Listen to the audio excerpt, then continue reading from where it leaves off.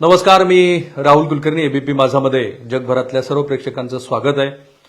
जरी श्री संजय राऊत यांची सुद्धा या समन्वय समितीमध्ये निवड झालेली असली तरी श्री शरद पवार यांची या समन्वय समितीमध्ये झालेली निवड ही महाराष्ट्रासाठी देशातल्या आगामी राजकारणाच्या दृष्टीनं अत्यंत महत्त्वाची असल्यामुळं मधल्या ओळीमध्ये आपण हेच टॅग केलेलं आहे की श्री शरद पवार यांची समन्वय समितीमध्ये झालेली निवड याचं महत्त्व किती मोठं आहे आणि त्यांच्याबद्दलचा जो काही मत प्रवाद महाराष्ट्रामध्ये आहे की आज नाही तर उद्या ते श्री अजित पवार यांच्याप्रमाणे नरेंद्र मोदी आणि भारतीय जनता पार्टीला मदतच करतील, त्यांचे नरेंद्र मोदी यांच्याशी वैयक्तिक संबंध आहेत, त्यांचे अदानी यांच्याबरोबर खूप चांगले संबंध आहेत, अशी सगळी गोळाबिरीज करून महाराष्ट्रामध्ये जे एक संभ्रमाचं वातावरण तयार केलं जात होतं, ज्याच्याबद्दल आपण सांगोल्यातनं पहिल्यांदा सांगितलं की आता शरद पवार यांच्याबद्दलचा जो संभ्रम आहे तो थांबायला हवा, कारण त्यांनी एक विशिष्ट अशी वैचारिक भूमिका घेतलेली होती आहे आणि त्या भूमिकेप्रमाणे ते असं म्हणतात की काही जरी झालं तरी भारतीय जनता पार्टीमध्ये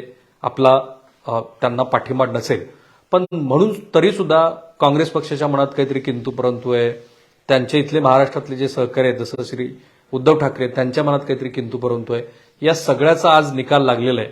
आणि म्हणून या समन्वय समितीचं महत्व, कारण ह्या समन्वय समितीमध्ये कोण आहे बघा, केसी वेणुगोपाल जे श्री राहुल गांधी यांच्या अत्यंत जवळचे मानले जातात, त्यांचं पहिलं नाव आहे.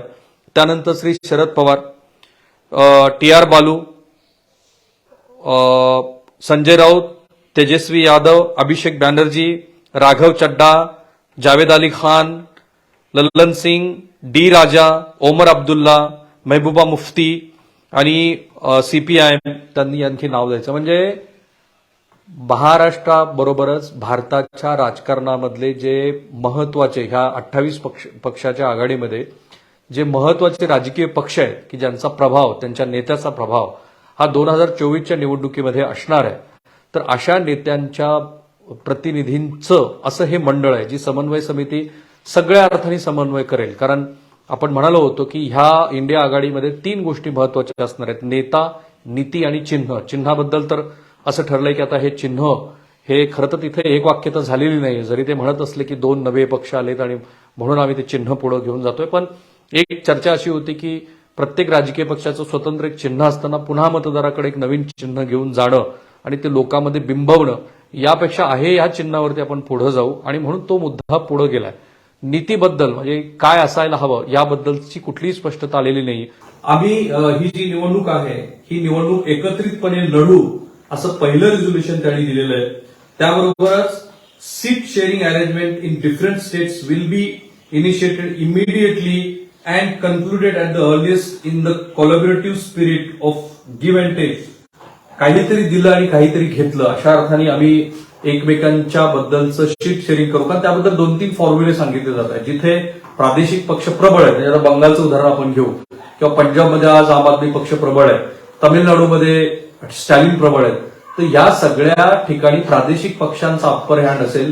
पण जिथे काँग्रेस पक्ष प्रबळ आहे, कारण काँग्रेस आणि भारतीय जनता पार्टीमध्ये साधारणपणे 180 ते 200 जागावरती थेट लढत होते, तर इथे गिव्ह अँड टेक असेल. म्हणजे आता दिल्लीमध्ये 7 जागा आहेत, तर 7 जागेमध्ये काँग्रेस पक्षाला किती जागा द्यायच्या आणि आम आदमी पक्षाला किती जागा द्यायचा याचा निर्णय होणार आहे, आणि तो अर्लिएस्ट होणार आहे, लवकरात लवकर होणार आहे. कारण मतभेदाचा जो महत्वाचा मुद्दा आहे जो श्री शरद पवार यांनी पहिल्यांदा मांडला की सीट शेअरिंग बद्दल आधी बोललं पाहिजे, जसं महाराष्ट्रामध्ये पण त्यांनी सांगितलं होतं की सीट शेअरिंग तुम्ही करा, तर त्या मुद्द्यावरचं पहिलं रिझोल्युशन आलेलं आहे.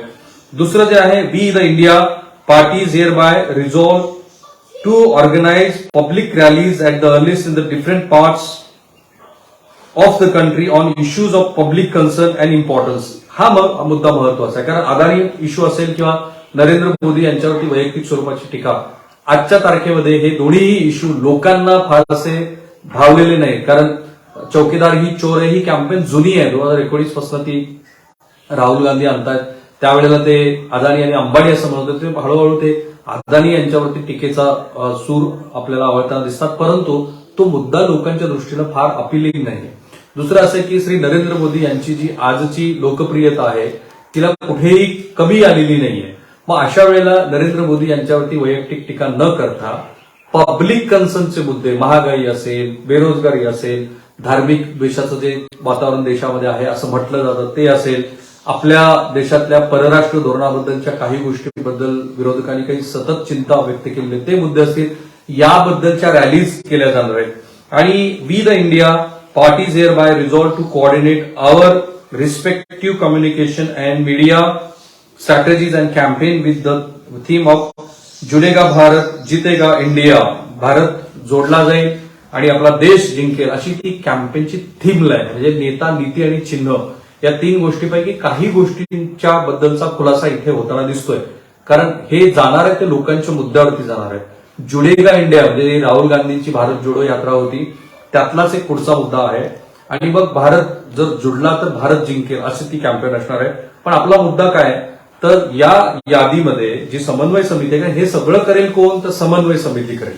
या समन्वय समितीमध्ये एक गोष्ट लक्षात येते, शरद पवार यांच्याबद्दल त्यांना आता काही फारसं राजकीय दृष्ट्या काही कमवायचं नाही. भले ते पंतप्रधान होतील वगैरे असं दिवंगत आर पाटील यांच्यापासून राष्ट्रवादी काँग्रेसचे नेते म्हणत असले तरी वस्तुस्थिती त्यांनाही माहिती होती की जोपर्यंत राष्ट्रवादी काँग्रेसचे मोठ्या संख्येनं खासदार निवडून येणार नाही तोपर्यंत ते होणे नाही, तशी होण्याची आजही शक्यता नाही. अशा वेळेला श्री शरद पवार यांचा, कारण ह्या सगळ्यामध्ये सर्वात अनुभवी जे दिसतात तेच आहेत, श्री शरद पवारच आहेत. केसी वेणुगोपाल हे काही पंतप्रधान होऊ शकत नाही. शरद पवार यांच्याबद्दल आता तरी ते त्यांच्याकडे बळ नाहीये. टी.आर. बालू असतील, हेमंत सोरेन असतील, संजय राऊत असतील, तेजस्वी यादव असतील, अभिषेक बॅनर्जी असतील, राघव चड्डा असतील, जावेद अली खान असतील, ललन सिंग असेल, डी राजा असेल, ओमर अब्दुल असेल, महबूबा मुफ्ती असतील, याच्यापैकी कुणीही असा नाहीये की जो पंतप्रधान पदाचा संभावित उमेदवार आहे. कारण ज्याच्याबद्दल भारतीय जनता पार्टीला फार उत्सुकता होती की आमच्या एक कोऑर्डिनेशन कमिटीचा कन्व्हेनर कोण असेल, तो संभावित पंतप्रधान पदाचा उमेदवार असेल. तो जर मल्लिकार्जुन खरगे असतील तर काँग्रेस पक्षाने स्वतःचा उमेदवार पुढे केला आणि तेच पंतप्रधान पदाचे उमेदवार असतील असं सांगितलं जात होतं. तसं झालेलं नाही. इंटरेस्टिंगली याच्यामध्ये गांधी कुटुंबातला कुणीही सदस्य नाही. कारण काँग्रेसची जी सीडब्ल्यूसी मधल्या काळामध्ये रिफॉर्म झाली त्या सीडब्ल्यूसी मध्ये पण ज्या पद्धतीनं काँग्रेसमध्ये गांधी घराण्याचं अस्तित्व पुन्हा एकदा अधोरेखित झालं तसं ते या समितीमध्ये नाहीये.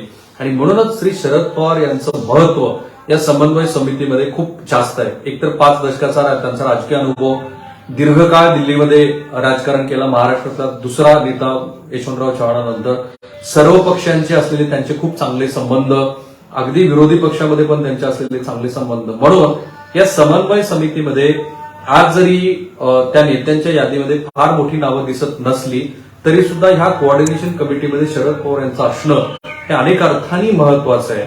ते या इंडिया आघाडीच्या पुढच्या बूथ कॅम्पेन ते निवडणुकीची धोरणं ठरवण्यापर्यंत ते सगळ्यात महत्वाचे नेते असतील. आणि शरद पवार यांचं जे राजकीय महत्व आहे ते आज पुन्हा एकदा अधोरेखित झालं. दुसरं, यामुळं त्यांच्याबद्दलचा जो संभ्रम महाराष्ट्रामध्ये निर्माण केला जातोय त्याला आता कायमस्वरूपी ब्रेक लागायला हवा अशी स्थिती आहे. कारण आता ह्या समितीतलं सर्वात महत्वाचं पद हे शरद पवार यांच्याकडे, महत्वाची जबाबदारी ही त्यांच्याकडे आलेली असल्यामुळं शरद पवार हे भारतीय जनता पार्टीला अंतर्गत मदत करतील वगैरे ह्या गोष्टीला काही अर्थ उरलेला नाही. शरद पवार हेच समन्वय समितीचे सदस्य असल्यामुळं, सर्वात सिनियर सदस्य असल्यामुळं त्यांनी भारतीय जनता पार्टी बरोबर ज्या जाण्याबद्दलच्या ज्या चर्चा घडवून आणल्या जातात त्याला पूर्णपणे पूर्णविराम यापूर्वी पण दिला होता, आजही दिलेला आहे. आणि असं दिसतं आहे की त्या वाक्याचा अर्थ काय. ज्यावेळेला त्यांच्याबरोबर रोहित पवार, जयंत पाटील असताना सुद्धा त्यांना ज्यावेळेला हा प्रश्न विचारला गेला की आज तुमच्याबरोबर किती आमदार आहेत, त्यावेळेला ते म्हणाले की आज माझ्याबरोबर एकही आमदार नाहीये. तर त्यांनी हे स्पष्ट ठरवलेलं दिसतं आहे की आयुष्याच्या या स्टेजवरती, टप्प्यावरती आपल्याला एक वैचारिक भूमिका आपण जी घेतलेली आहे ज्याच्यात खूप मोठी राजकीय विश्वासार्हता आहे, ती विश्वासार्हता घेऊन जायचीच आहे. त्याबद्दल तर्कवितर्क करणाऱ्या मंडळींनी खूप सारे तर्क लढवले असले तरी सुद्धा त्यांच्या भूमिकेमध्ये हे सातत्य आहे. ते सातत्य आहे म्हणूनच आज ते समन्वय समितीमध्ये इतक्या महत्वाच्या पदावरती आहेत. आणि ते आहेत म्हणूनच त्यांच्याबद्दलच्या सर्व चर्चांना आता पूर्णविराम मिळालेला आहे. आणि तो पूर्णविराम मिळाला याचा अर्थ अजित पवार आणि शरद पवार गटातली जी निवडणूक आयोगासमोरची जी लढत आहे ती लढत आता आणखी तीव्र होऊ शकते, ती कायदेशीर दृष्ट्या पुढे जाऊ शकते. आणि त्यात खूप सारे नवीन नवीन मुद्दे येतील. कोण आमदार कोणाबरोबर आहे, काही जण आमदार आपल्याला ह्या शरद पवार यांच्या ह्या पद्धतीच्या पॉलिटिकल इलेव्हेशन नंतर कदाचित शरद पवार यांच्या बाजूने आलेले आहेत असंही दिसेल. अर्थात सत्ता ही खूप मोठी गोष्ट आहे. आणि म्हणून आपण ही नोंद घेतली की समन्वय समितीमध्ये शरद पवार यांचं असणं हे का महत्वाचं आहे? संजय राऊत आहेत, संजय राऊत असणारच होते, कारण आज शिवसेनेकडून श्री उद्धव ठाकरे यांच्या पाठोपाठचा दिल्लीच्या राजकारणातला मोठा चेहरा होता. संजय राऊत जे काही बोलतात ते बऱ्याच जणांना कर्कश वाटत असलं तरी त्यांच्या पक्षाची ते भूमिका सातत्यानं मांडत असतात. ते अधिक टोकदार असते. इतर कुठल्याही राजकीय पक्षापेक्षा संजय राऊत यांची नरेंद्र मोदी आणि त्यांच्या पक्षावरती टीका करण्याची जी भाषा आहे ती अधिक टोकदार आहे. त्यासोबत राजू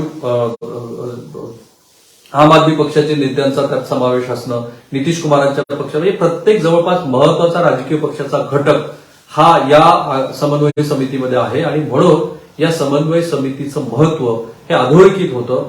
पूर्वीच्या काळी जसं काही महत्वाच्या नेत्यांनी युपीएमध्ये त्याच्या आधीच्या अस्थिर आघाड्यामध्ये जी महत्वाची भूमिका बजावली, अशा काही महत्वाच्या नेत्यापैकी श्री शरद पवार यांचं आजचं राजकीय अस्तित्व हे अधोरेखित झालंय.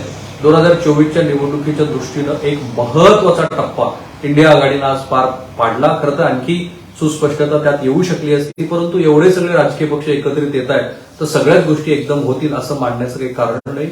पण त्या दिशेनं आता पावलं पडताना दिसत आहेत.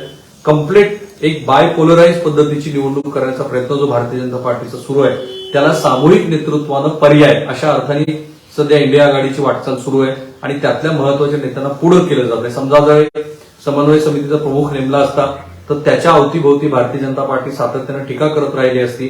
जर खरगे असते तर ते दलित समाजाचे नेते होते म्हणून त्यांना त्या अर्थाने टार्गेट करता आलं नसतं. परंतु काँग्रेस पक्षानं पुन्हा पंतप्रधान पद मिळवण्याच्या दृष्टीने केलेली वाटचाल असं म्हटलं गेलं असतं आणि म्हणूनच बहुतेक केसी वेणुगोपाल जे सरचिटणीस आहेत त्यांच्या पाठोपाठ शरद पवार यांचं नाव येणं हे महत्वाचं आहे. सो थांबूया आपण इथे.